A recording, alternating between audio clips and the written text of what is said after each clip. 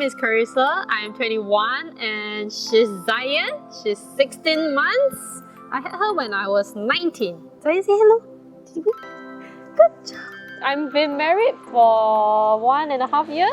I've been with my boyfriend for a few years. And yes, we can settle down anytime if we want. The baby came at not say a right time, not say a wrong time, but we are okay with the baby coming anytime. We had this chat before about children. He wasn't against it because he also liked children. So I told my boyfriend the same day and night when he came back from work. He just looked at me and smiled after I showed him that there's kid. So the next thing was to tell my parents. I found out in mid-November, but yes, we told them on Christmas. And yes, my parents were super excited.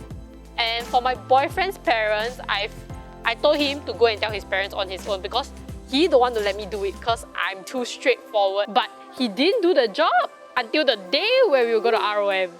Then he told his father. I was under 21, so I needed to attend that 3 months marriage course. So we can only book the ROM after that course. So I was 4 months in by the time when we booked our ROM date, which was in February 2020. My parents was very happy for us, but for his parents, they were not because they only found out the night before. Who's gonna be happy about it, right? But they still came for the ROM. For young moms or dad who don't dare to tell their parents, go in and tell them because it's done. And if you decide to keep the child, definitely you have to tell them either now or next time. So why not just do it now, right? When you found out. During circuit breaker, I was pregnant with her and then she was due at the end of the circuit breaker. I had experience with my younger sister and I roughly know what is it like to raise a child. Before I was pregnant, I could go out, I can do everything, anything, have all the time in the world for yourself. But after having a baby, you can't go out. No, you can go out, but my baby is super clingy to me. She can't leave me for more than 30 minutes basically. So you will just get so annoyed with your baby. But yeah, they call that a mom guilt. Like if you will feel bad if you actually get annoyed with your baby.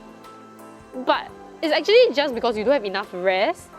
You just want a break. Sometimes really you just need a break. But you don't get that. So it's okay and it's normal if you get annoyed with your child. When she turns 3, which is 1.5 more years, I will put her in the kindergarten. But whether I will go back to work or not, I will still think about that. I just stayed home 3 years with a baby. I would want to have a break to myself before going back to work or do anything. I'm a full-time mom. We are relying on my husband's salary for all the baby things that we need. It's not that expensive raising a child also because I don't need to spend on milk powder. I save a lot. Also, just breastfeed next time if you can. So if you want any baby things, I would just get online, like Carousel. It's way cheaper and you can get to Nego some more. So it's cheaper and cheaper.